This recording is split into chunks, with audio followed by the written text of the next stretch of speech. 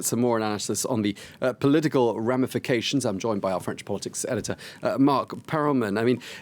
Marc, this is really a case of one step forward, two steps back in many ways, isn't it, for the president? The president did not want to talk about COVID tonight. He didn't want to talk about masks, vaccination, travel restrictions. He wanted to talk about the future, about the reforms he still wants to implement in the 10 months he has left in his mandate until the election at the end of April 2022. He really said during some tours in France and various places that he really wants to make sure that he will reform until the very end.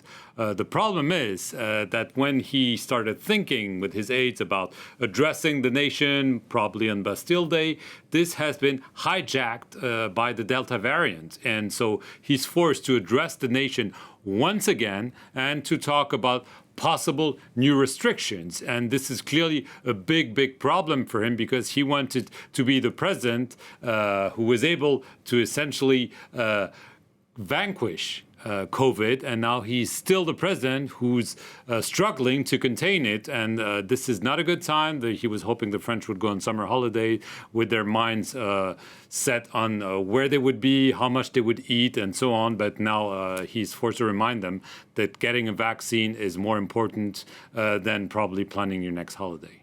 Okay, so he's speaking reluctantly about COVID tonight, we think, and that means, therefore, no major unveiling of any reforms, therefore, before next year's election. Well, that's obviously what most people think. He will try probably to chart a way forward, saying, okay, growth is about to rebound. We need to go this extra mile, finish off the virus through massive vaccination, and then we can look ahead. So he wants to show that there's light at the end of the tunnel. But there was a lot of talk, a lot of speculation that he would, again, try to reform the pension system here in France. He tried to, it failed because of mass protests, and he eventually backed down. But there was a lot of talk in his entourage to try to go again for this reform. That's a big reform because he had this image. He was elected as a transformational president, someone who would not essentially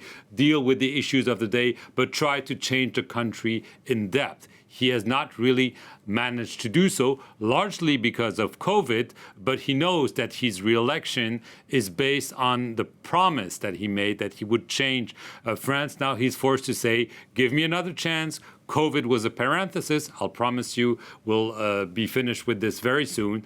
Give me another chance in 2022. The big question is whether the French will go for another Macron mandate.